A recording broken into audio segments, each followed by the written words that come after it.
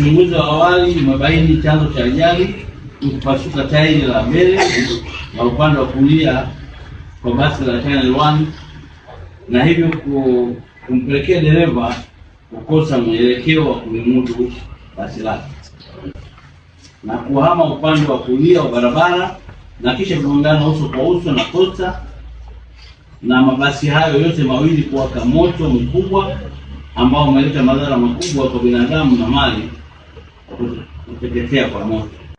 Awali tulikuwa tumetoa taarifa ya vifo 39, lakini mpaka sasa natoa taarifa hii kuna ongezeko la vifo. Kwa hiyo kuna wananchi wengine wameongezeka na kufikia vifo 42 kwa wananchi waliofariki. Kwa mchanganuo ufuatao: wananchi 31 wakiwemo wanawake 21 na wanaume 10, hawa walikuwa kwenye basi dogo Costa, na wananchi 11 wakiwemo wanawake 7 na wanaume 4 walikuwa kwenye basi kubwa la Channel One.